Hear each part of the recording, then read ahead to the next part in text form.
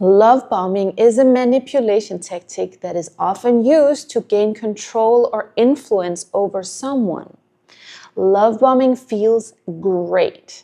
It is often something that happens in the early stages of dating, even though it can also happen later on in a relationship.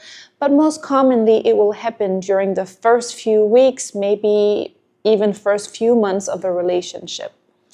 And love bombing feels amazing. It is basically when one person is showering the other person with an unprecedented amount of love, care, affection, attention, all the good stuff, right? But in a way, it feels a little bit too much too soon. And that's where you need to trust your gut feeling. In this video, I am going to go over 10 signs of love bombing, and hopefully it can help you realize whether you are in a situation where you're being love bombed or if you're love bombing someone else. If you're watching this video, it is very likely that the love bombing stage is slowly fading out, that it has ended, because usually while people are going through the love bomb stage or are being love bombed, they're just feeling so good. They're not going on YouTube researching red flags and what to look out for until the warning signs start to come. So maybe that's you, maybe that's your situation right now.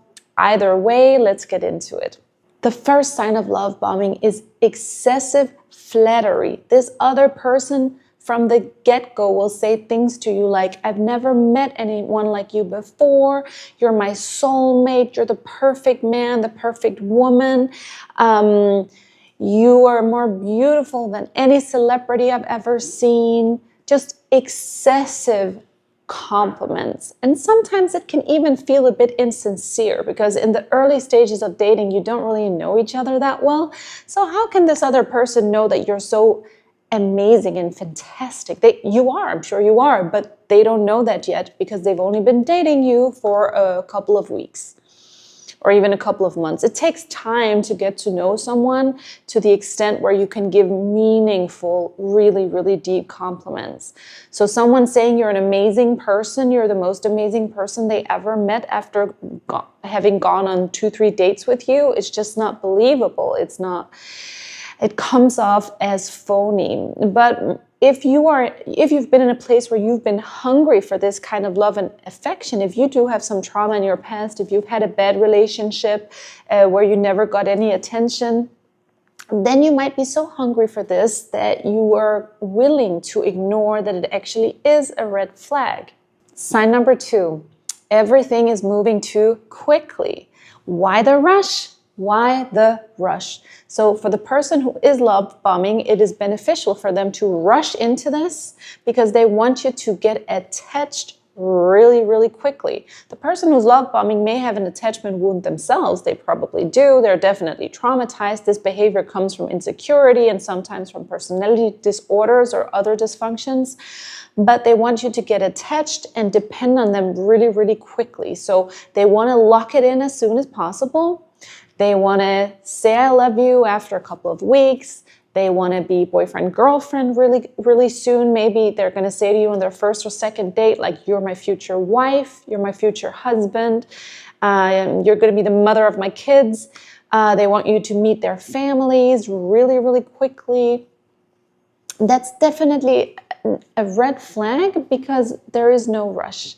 It's always good to take your time to get to know somebody before you give everything away to them, invite them into your entire life, blindly trusts another person. And I'm sorry to be a bit cynical here, because there are people out there in the world that are very trustworthy, that you can trust from the get-go, but those people would never pressure you into rushing things in a relationship. They would just patiently wait until it feels like it's right, until it feels like it's time. They wouldn't be pushing for it. And what you'll see in love bombing is that the other person will be pushing for it. They'll probably ask if you want to be boyfriend, girlfriend. They'll probably just show up at your work with their sister. So now you've met their sister, or they'll curate situations that will make things move quickly. Sign number 3, grand gestures, Again, over the top rom-com romance. Yes, it can be fun, and it's not always a red flag if someone is trying to, give you a lot of gifts or plan extravagant dates. It's not always bad, but in combination with all these other things, it sort of is. So if someone is just going over the top in every way to make you feel so loved, to make you feel that you're living in a rom-com, to make you feel that they're Prince Charming and that you've met the perfect person to be with, your soulmate, right? That word can really be used to manipulate, okay? And it often does get used to manipulate. I'm not saying that you can't have that soul connection with somebody, but again, this happens over time. Sign number 4 is anxious behaviors.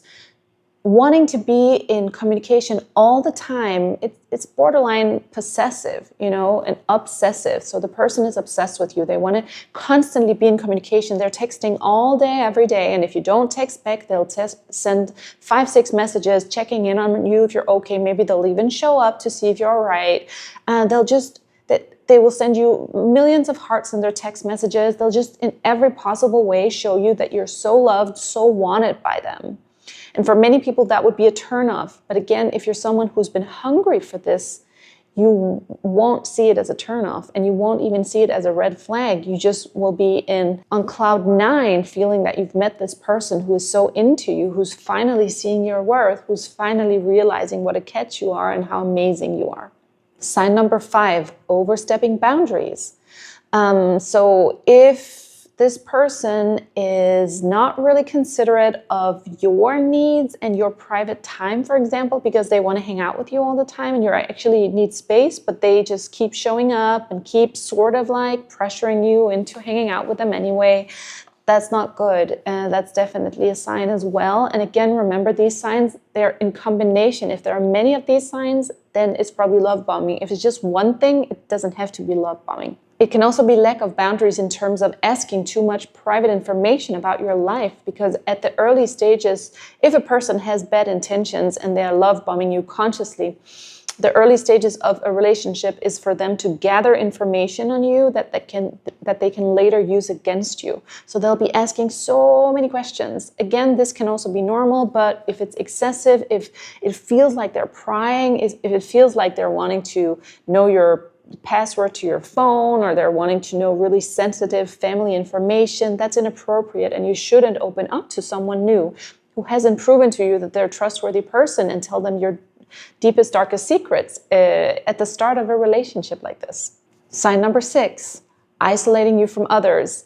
If this person is just subtly or not subtly letting you know that they're here for you, and why do you need to talk to your friends about this? Because you've got me, so I don't understand why you need to hang out with them, because we can just go watch a movie. Or I think your mom is controlling you. I think your dad is being overly involved in your life. I think you should distance yourself. If you're seeing those types of things come out, that's a way to isolate you, so the person will eventually gain more control and influence over you in the relationship. Sign number 7, creating dependency. So they want you to be dependent on them, whether that be emotionally or financially. So they'll offer to pay for a lot of things. They'll say, you know what, I've got this. You can just start working part-time. I've got this. You're with me, baby. Which is nice, sort of, but it also puts you in a position where they have the power and you don't, because now you're not earning as much money anymore. Or it could be that emotionally they say, you've always, I'm the only one who's here for you. I'm the only one who will ever understand you. I'm the only one who you can really rely on in this world. And another thing is that they'll often present themselves to be your perfect person. So they'll put on a persona. They're very good at scanning what you need and who you are. Hence why they also ask those questions, so many questions, so they figure out what does this person need and want, and then they become that. Maybe that's not really who they are, and you'll find out later in the relationship, but in the beginning stages, they'll become that perfect person for you. So you will feel like, wow, it's true. We have everything in common. They do understand me better than everyone else, but they probably lied about half of it. Sign number 7, emotional manipulation. So that means gaslighting. That means making you feel guilty if you don't hang out with them, that makes you feel like you're the problem, like they're so good and you're so bad. And sometimes it'll be very subtle and it won't happen all at once. It will be just a little percentage every day that they will be manipulating you more and more and more, and start implementing belief systems into your brain about who you are, how the world is, and who they are. So you probably won't even notice in the beginning, but if they never take accountability, if everything is always your fault, if it's always someone else's fault, if nothing falls back on them, that is not a good sign, because then they don't have a lot of self-reflection and their ego seems to be in a very, very fragile state, which is often the case with, for example, narcissists. Sign number 9, and this one won't show up until later in the relationship, or at least a month, 2 down the line, the idealization and devaluation cycle. So one moment they'll idealize you. In the beginning, they will 100% of the time, but then it'll be less and less.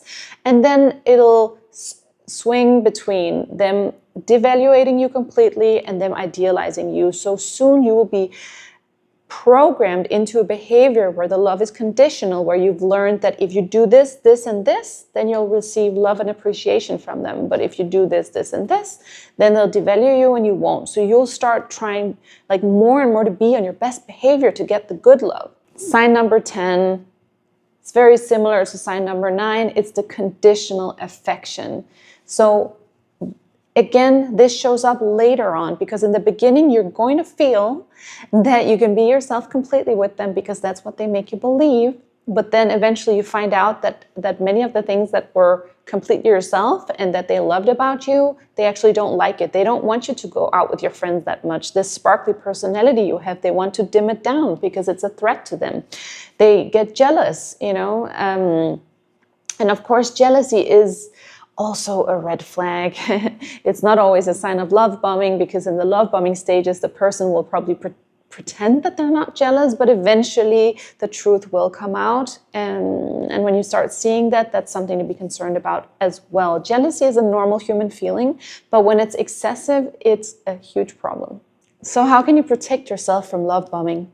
First of all, take it slow in a relationship. When you meet someone new, do a background check on them. Do you have any friends in common? Check their social media. What's the history with this person? Does this person have a history of being manipulative or being in bad relationships? If you met them online, it can be more difficult, right? If you met them on Tinder, to actually get some background on them. But see if you can try to get some sort of background on the person, and then just take it slow, because eventually the cracks will show and the person will start showing some red flags. And make sure that you take those rose-colored glasses off and see the person for who they really are, instead of you creating a fantasy version of who they are. Another thing you should do is always trust your gut. If you have that icky feeling in your gut, if you have that slight uncomfortable feeling in your gut, and you're thinking, oh, I should just give them the benefit of the doubt, maybe you shouldn't. Maybe you should just trust your gut, especially if this feeling continues. Eventually, you will silence that feeling if you end up in a relationship with a person like this, but in the beginning, your gut will be telling you if there's something off or not with this person. A test you can do with a person like this is that you can try setting boundaries, saying no to them, and then see how they react. If they react well to it, okay, fine. But a person who does have these tendencies, who is maybe perhaps a narcissist or has some other issues that makes it so that they are very controlling and possessive, they will not take no lightly. They will be very upset by your no. They might try to hide it, but that's a way you can test them. Set your boundaries. Don't just go along with everything they say. If they ask you to be their boyfriend or their girlfriend after a week, say no, I need more time. If they ask you to move in straight away, you say no, I have a rule. I don't do that the first year before I really know somebody. So just have really strong boundaries within yourself. It can protect you. And then seek outside perspectives, because people like this, they want to isolate you from your friends and family who could give you an outside perspective on the situation. So don't stop talking to your friends and family. Don't do it. They've known you longer. They know you much better than this new person that you just met, okay? So keep on talking to them, keep on hearing what they think about your partner, involve them in the relationship if you are considering getting serious with this person, and get their opinion. And then always know your worth. If you feel this devaluation, idealization cycle start happening, then question everything. Question everything. It's only going to get worse. If it's really a cycle, that is a very bad sign, and it usually doesn't get better, especially if you're with someone who does not want to change and who just wants control over the relationship and over you. I hope this video was helpful. If you liked it, please like it, subscribe to my channel, and I look forward to seeing you again soon.